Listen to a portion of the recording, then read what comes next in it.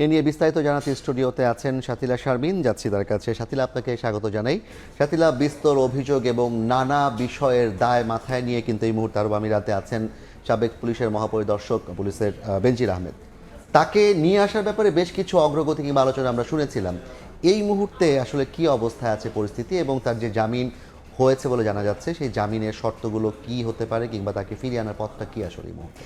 জাফর, দেখেন, যখন আমরা বেনজির আহমেদের প্রসঙ্গে অর্থাৎ অন্তর্বর্তীকালীন সরকারের সময় শুনেছিলাম, তখন কিন্তু ইন্টারপোলের মাধ্যমে এক ধরনের তাকে গ্রেফতারের একটি চেষ্টা সরকারের পক্ষ থেকে ছিল। এই সরকার যখন আসলো তখন কিন্তু আমরা দেখলাম যে তিনি গ্রেফতার হলেন দুবাইয়ে। তো এই জায়গাগুলো যে সরকারের পক্ষ থেকে যে প্রচেষ্টাগুলো, সেই প্রচেষ্টাগুলো আসলে আমি যে প্রতিবেদনটা করেছিলাম সেটা কিছুটা উল্লেখ আছে, কিন্তু এই প্রক্রিয়াটা দীর্ঘ। আমরা জানি যে স্বরাষ্ট্র মন্ত্রণালয়ের পক্ষ থেকে নথিপত্র 144 পৃষ্ঠার নথিপত্র কিন্তু দুবাইয়ে আদালতের জন্য পাঠানো হয়েছে, এবং সেখানে সেই আদালতে পাঠানোর পরেই কিন্তু তিনি শর্ত সাপেক্ষে একটি জামিন পেলেন। আমি আপনাকে আজকের ঘটনাগুলো, মানে আজকে এই জামিন পাওয়া কি বাংলাদেশ সরকারের কোনো উদ্যোগের ফল, নাকি এটি হচ্ছে তার নিজস্ব জায়গা? এটা তো তার নিজস্ব জায়গা, তিনি তার আইনজীবীর মাধ্যমে এই জামিনটা পেয়েছেন। সরকার কিন্তু চেয়েছে তাকে ফেরত নিয়ে আসার জন্য। তো আমরা একটু দেখি যে আজকে সারাদিনে কি ঘটলো।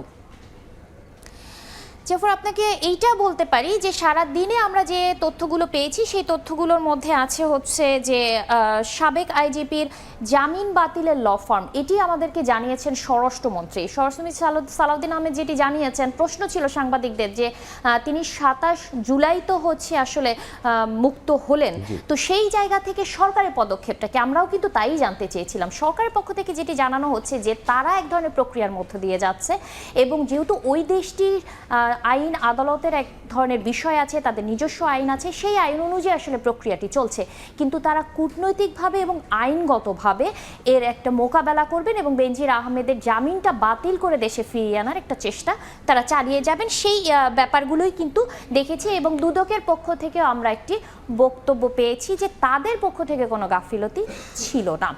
তো এই যখন অবস্থা জাফর, তখন আসলে আজকে কিন্তু শুধুমাত্র বেনজির আহমেদ ইস্যু না, আমরা কিন্তু স্বরাষ্ট্রমন্ত্রীর পাশাপাশি পররাষ্ট্র প্রতিমন্ত্রী কথা বলেছেন, পররাষ্ট্র উপদেষ্টা কথা বলেছেন। তো আরেকটি ইস্যুর দিকে আপনার একটু মনোযোগটা ফেরাতে চাই, সেটি হচ্ছে যে আজকে পররাষ্ট্র মন্ত্রণালয় সাংবাদিকদের প্রশ্নের জবাবে আসলে যে সৌদি আরব যে নতুন করে জোটটি গঠন করছে সেই জোটটি নিয়ে কথা বলেছেন।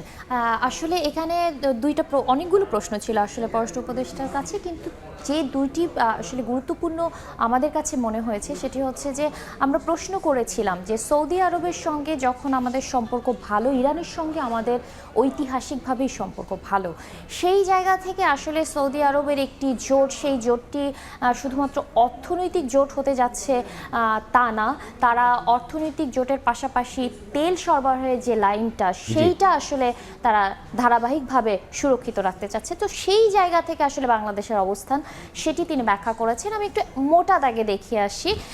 সেটি হচ্ছে যে পররাষ্ট্র উপদেষ্টা যেটি বললেন সেটি হচ্ছে হুতিদের বিরুদ্ধে লড়তেই এই সৌদি জোটে।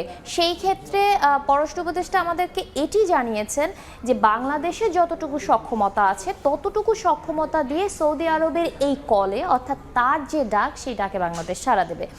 এবং আরেকটা জায়গায় আসলে এটা সম্পূর্ণ একটি ভিন্ন প্রসঙ্গ হলেও কূটনীতিতে আসলে এটা সম্পর্কিত প্রসঙ্গ, সেটা হচ্ছে আমাদের প্রতিবেশী যে রাষ্ট্র চীন এবং মার্কিন যুক্তরাষ্ট্র, এই যে দুইটি পরাশক্তিধর দেশের এক ধরনের লড়াই, সেই লড়াইয়ের জায়গায় আমাদের দুই দেশের সঙ্গে সম্পর্ক ভালো। প্রশ্নটা ছিল যে এই দুই দেশের ভারসাম্যটা কিভাবে রক্ষা হচ্ছে।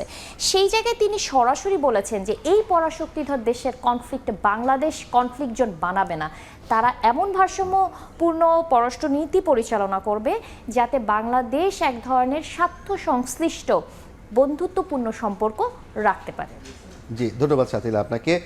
ইরানের ব্যাপারে যদি জানতে চাই একটু আপনার কাছে, যে হুতিরা বলা হয় যে ইরানের হয়ে প্রক্সি লড়াই করছে, তো সেই ক্ষেত্রে ইরানের সাথে সম্পর্কের অবনতির বিষয়ে কোনো কিছু জানিয়েছে, কিংবা সম্পর্কের বিষয়ে কোনো কিছু জানিয়েছেন? এখনো পর্যন্ত বাংলাদেশ সরকারের যে বক্তব্য আমরা পেলাম, কিন্তু ইরানের পক্ষ থেকেও নিশ্চয়ই একটা বক্তব্য থাকবে।